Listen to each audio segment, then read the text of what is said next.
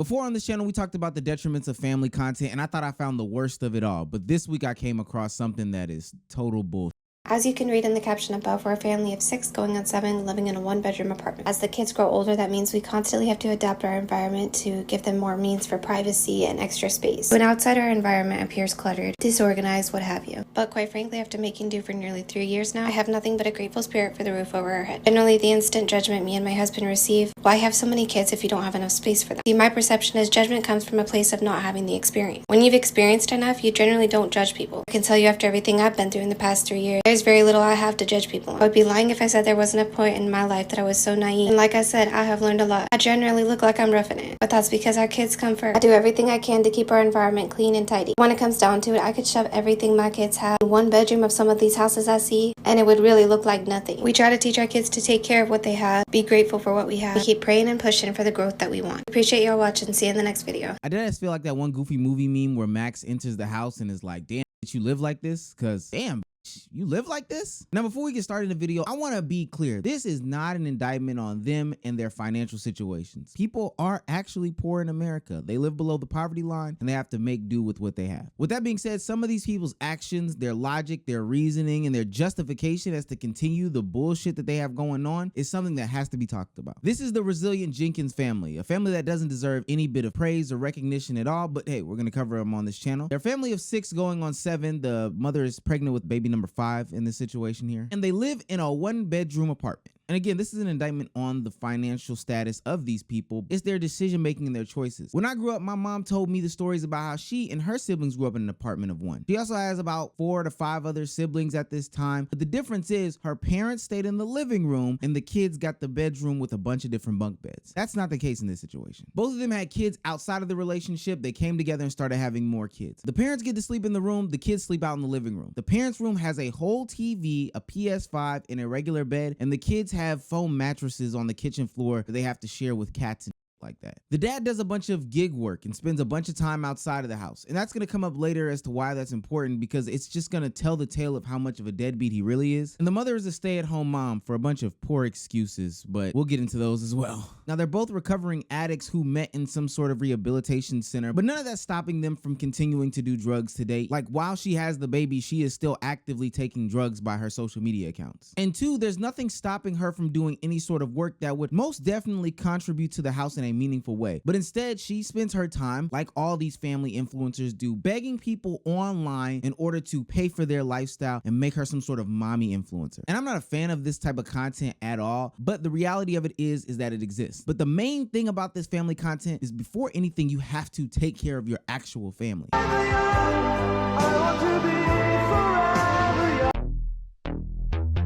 not like you other girls. I'm very demure, I'm very cute, I'm very demure. Demure.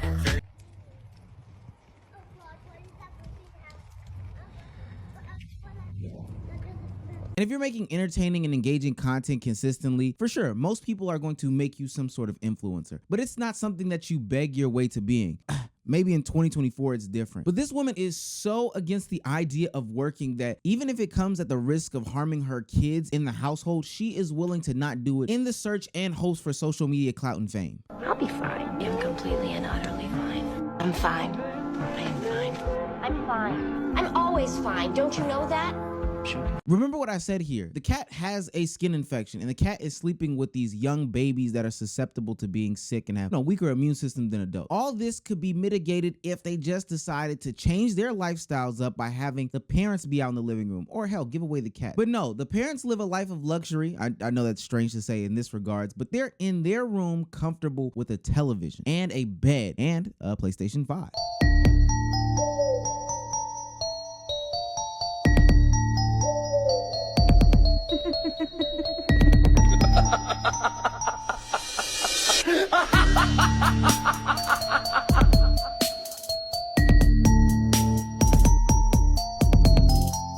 They moved into this space back when they just had a small amount of kids, but now they continue to keep growing, keep smashing, and keep making this some sort of game on TikTok by saying, hey, if you make me an influencer, I'll give my hubby another kid. It's actually disgusting work. But the problem is they can't control the outbreaks that are happening in their own damn home. They have months of lice and fleas to the point where it was uncontrollable. And prolonged lice and flea outbreaks in homes can be detrimental to the long-term health of kids. We're talking about the psychological, we're talking about diseases, we're talking about infections being passed along. This isn't the New York City streets. This is a damn home. It's supposed to be somebody's comfort, somebody's protection. But you can't even get it under control. At least alleviate some of the problems by putting your kids in the damn room and you sleep out there with the cats since you decided that you need to have them. Now you listen here, you walking pile of panic attack. You're gonna inhale, exhale your way through this bullshit if it's the last thing you do. Your thoughts aren't real, your mind hates you, but you're... The reason why I hate this family content is because it's putting to the side the safety, health, and well-being of the kids in order to make some sort of influencer out of the mom. And I'm not gonna lie to you, I don't know how this drug addict, deadbeat father, etc., is supposed to make good content, but that's the hope and prayer for them by mom sitting on live begging for people to follow her, begging for people to basically build their lifestyle all day and all night.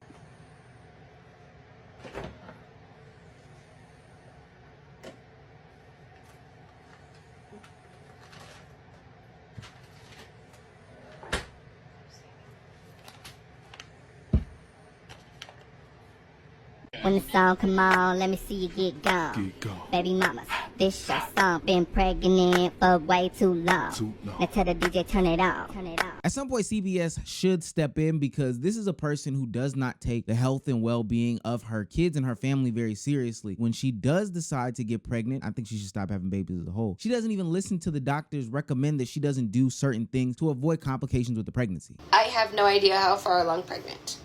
Far enough along that the nausea is at its peak though. So that makes me think I'm about 7-8 weeks-ish. So this will be my 6th time being pregnant. I've had 2 miscarriages, 3 babies, and this is number 6. So we're gonna find out. We're praying for the best, of course. We're believing for the best. Regardless, I find it goofy that when you're into your 3rd, 4th time in a row, you really should not be getting so many questions by the doctors or we highly recommend you don't mess with the cat box. Can you recommend to my cats they don't shit then? That would be great. Stay away from too many herbal teas. I'm gonna drink my teas, thank you. I'm not a doctor at all, but I think that maybe there's some sort of connection to the habits that you have, the continued drug use, the kitty litter use, the disgusting conditions that you have in your household could probably be linking to some of these miscarriages or complications that you're having with your pregnancy. I don't know.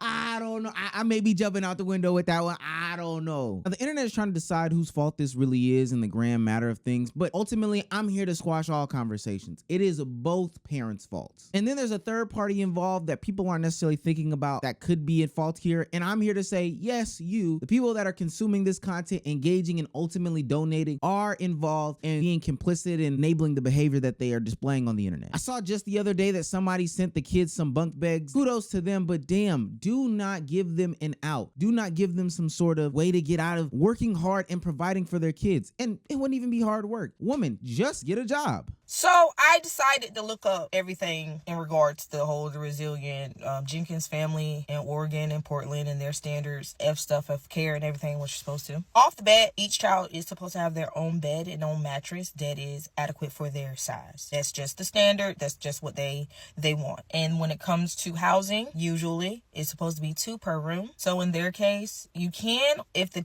youngest child is 3, you have to include them. But if not, because they can kind of sleep with their parents, it's supposed to be 2 per room. There's 3 kids. One of the children is not related to the other children, which I think that comes into bed sharing. So there would need to have at least 2 rooms for the kids, essentially. But being that they're going to add more children in, they're going to grow up, they're going to need at least a 3-bedroom, 100%. There's no way around that. And also there's a way for the parents to have a room as well, because that is obviously extremely important to the parent to have their privacy, but it's not. But anyway, each child must have their own bed. They cannot bed share with someone that they are not related to. So no, the rolled up foam mattresses that come into play and come out of play during the day is not up to standard. I don't know if the apartment complex could get in trouble for this, or the parents could get in trouble for it, but it is in violation. Also, I looked up if there is a program, because here in North Carolina there is one in certain counties, where people will donate a bed to you with bed framing, and I think a mattress as well for a child, free to the parent, no cost to anything. They do that in Oregon. I did look it up. They do that in Portland specifically. I looked that up as well. So for the father to say that they don't have beds because they broke them, I can see where people are saying the financial literacy is not there, the irresponsibility is there, because as a parent, I'm a parent of 3 boys. They have broke their beds several times. I have replaced them several times. That's just that. That's the law. And there is no excuse for them not to have replaced their beds. Yes, they broke them, but guess what? You still have to replace them because you're a parent. Children are expensive. They are not inexpensive at all.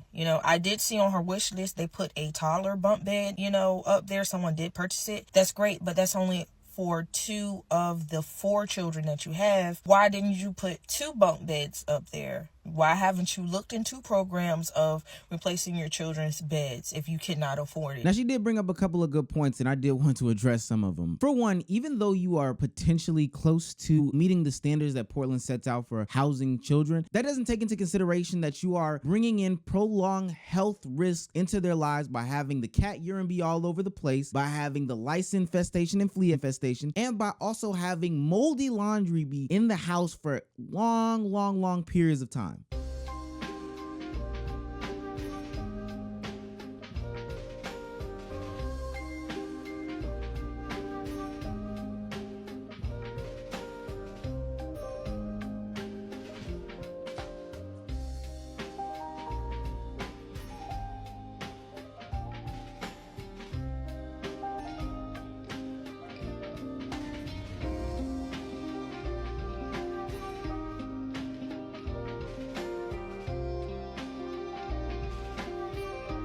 Second of all, it is amazing the fact that there are so many government programs, communal assistance, hell, even churches and schools provide these different incentives and programs for people to take advantage of. She can go to the Goodwill and get a bed frame, or the Salvation Army and get some bedding for little to no money. But these people don't take any advantage of that. Why? Because I think that they think it is cool to film this type of situation, to put it on social media in order to trick people into believing that they are in more help or more need than they actually are in. And then they can get the sympathy and the pity that turns into views and turns into dollars. And then third, but certainly not least, these kids do need their own bed. I can't stress this enough, because there's a video out there running around of the dad saying, well, they broke their bed, so as a punishment, they have to go without beds. No, that's not how that works, especially when you have a bed. Kids do things, they damage things, they harm things. This is a basic necessity for them to live in the USA. And to act as if this is something that could potentially come up out of their pockets, and I'm talking about the parents, is crazy, because like stated earlier, you could just go down to the Salvation Army and get you a damn bed. But what they're hoping for is that she'll make an Amazon wish list, people will provide her with the things that she wants and needs and desires, and everything will be taken care of, and nobody really gives a shit. Now, I would be remiss if I didn't talk about the dad in this situation, because he is just as much, if not even more, of a player in how bad the living conditions are than the mom is. I don't know his name, I don't know anything about him. I just know 2 things. He's a deadbeat who doesn't want to work, and the reason why he's a deadbeat is because it has been discovered that he has a whole nother child out there. Hi, I'm the first baby mama.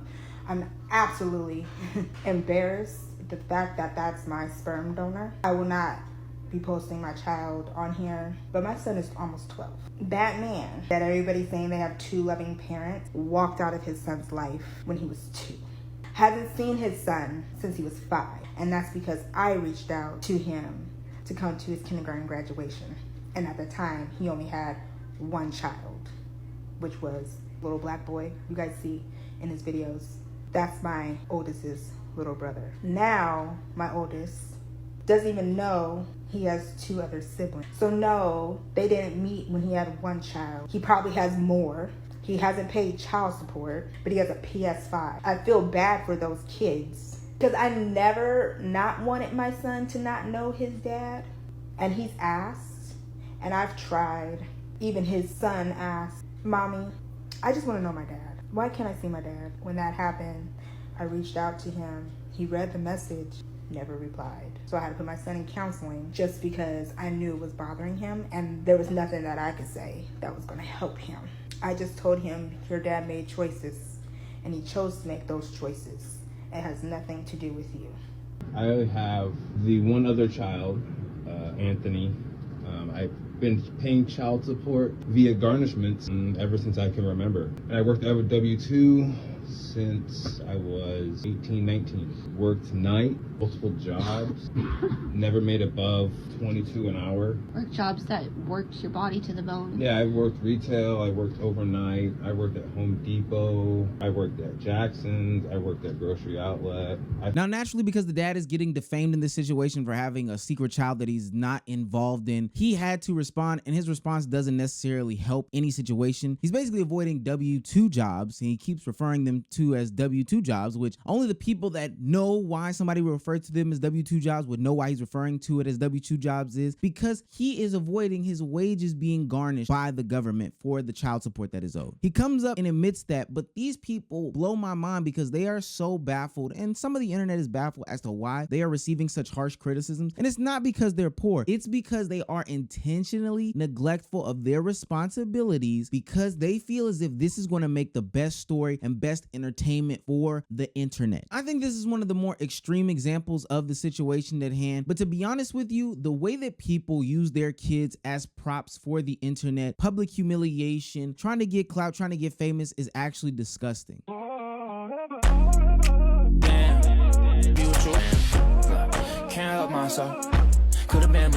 don't know if any of y'all have seen this viral video, but you know, everybody parents different, to each his own, right? But in my opinion, I think what he chose to do for his daughter's punishment was entirely too extreme. That is too much. Like, I think he could have just did the whole outfit thing and that been that. Bro took all her stuff out of her room and everything like that because she skipped a class. And by the looks of it, I know the whole world has skipped class before. I know it. So it's like, you have to give a punishment that matches the crime. You get what I'm saying? Like, parents nowadays do not be understanding that that is how you drive your child away. We have to break generational curses. Do not be that toxic parent that treats their kid like this and punishes their child in a certain way. That's how your kids don't come to you for nothing or don't want to be honest with you. And maybe this is some of these parents' way of relating to their kids more, but honestly, it comes off as downright disgusting and it has no place to be on the internet, especially because they don't think of the long-term ramifications as to what happens when they have this internet documentation of the events that happened in their home. What happened when the internet saw me grow up with lice for the past 5 or 10 years of my life? What happens when the internet is calling me one bedroom cat piss boy? They don't think about those things that have happened. But we now have proof and evidence, because the internet and some of these things have been around for so long, of kids speaking up as to what happened when the cameras were off, the small times that they were, and what happens when they grew up in these situations. The first round of vlogger kids from the 2010s have grown up and are sharing their stories. Let's talk about one story. She said that the mom broadcasted her first menstrual cycle. The kid got into a car accident, and instead of the mom comforting the kid like, oh baby, it's gonna be all right, the mom put a camera in her face. The kid said it got so bad that when she was 12 years old, a man that was stalking her based off of her mom's YouTube videos decided to message her on Facebook and follow her home at one point in time. The kid would hide in the bathroom to avoid being videotaped and photographed. The kid was also bullied at school because their intimate moments were posted on the mom's YouTube for their family vlog. The kid got a staph infection at one point in time, and the mom exaggerated the condition so bad that the math teacher who was watching the mom's videos told the kids to, quote, stay away from the infected girl. And that ain't it. The kid is saying this is a digital footprint that she did not create, and it's following her around for the rest of her life, and that is why she is fighting and seeking laws similar to the ones that govern child actors. One, for just compensation, and to protect them as well. This is why we keep saying y'all need to stop pimping y'all's kids out, because they're gonna grow up and go on CNN and talk shit about you. Put the camera down. I'm not gonna sugarcoat it as if content creation isn't a very lucrative avenue. Now, granted, I'm not there, but there are content creators like Kai Cenat, iShowSpeed, the FaZe Collective that make millions of dollars on a monthly basis based off of just showing their daily life. Casey Neistat is another one who went about vlogging his family for years and was able to become a millionaire based off of content creation. But the thing is, you have to show parts of your life, and these people don't realize that you can show how much of a nasty person it is when you can or can't pimp out your kids based off of the ability to make content. If you're making your family decisions based upon the content, then that's where I think a lot of people are going wrong in these situations. We are not adopting from Thailand. Whoa. Sorry. You know, we are still adopting. We're just not adopting from Thailand anymore. So You want to explain why? So here's the situation.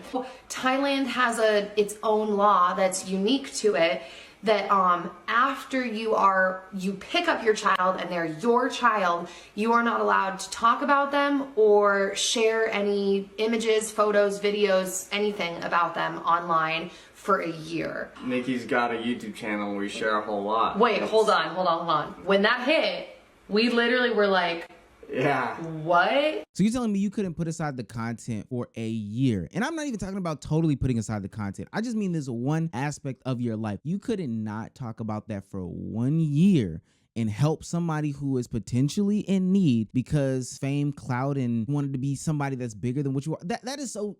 That's ridiculous as fuck. I talked about on this channel, CJ So Cool allegedly going broke from his channel. He doesn't even post on the main channel anymore that has 9 million subscribers. But the reason why is because his content was so revolved around the kids that when the kids were no longer in the situation, nobody wanted to be around him. Nobody wanted to watch the videos anymore. He couldn't create content based off of his own personality. CJ So Cool fell off bad because after him and Royalty had got into it or whatever about the kid, which was really his main source, his only income, literally. So if somebody takes the kids away from you, they automatically take over 75% of your income from you, which you are used to making. That's first of all. Second of all, if you turn around and then you start getting loans on money that's not there and you're not good with money management, you're going to automatically fall off. You know what I mean? That's the reason why I fell off real bad. So not just the loans on a channel based off of his family's endeavors, but when the people remove the family from the aspect, you have nothing. 70% of your income is tied up in the family. Is just insane. But that is basically what the Resilient Jenkins and any of these content creators are doing. And it's not just the income impacts that I'm trying to get across to people. It's the emotional and psychological damage that can be caused upon these kids that should be taken into consideration as to why you should not be doing this. Oftentimes it damages relationships between the parent and the kid. And I can acknowledge when there have been good situations where parent and kid have made up because parent has acknowledged what happens in the kid's earlier life and apologizes. Absolutely, baby. When my mom found out, she was not playing all that shit. She truly wasn't. And she made amends. My mama completely did different content that was not tailored around her kids. She moved on. But a lot of these parents don't get to this point because they are blinded by the finances that they have for this short amount of time. Look, I think content creation is very liberating. I think that it can bring another income stream to your household. It can fulfill your wildest dreams. However, I think that there's a give and a take, especially when you put your life out there like that. And these people that are willing to subject their kids to even a worse standards than they need to be to create content should honestly have CPS called and involved immediately. Not only is it not fulfilling their wildest dreams, I guess a bunk better too is their wildest dreams, which is insane, but it's also damaging the kids in the long run. This is the worst family channel I've ever seen in my life.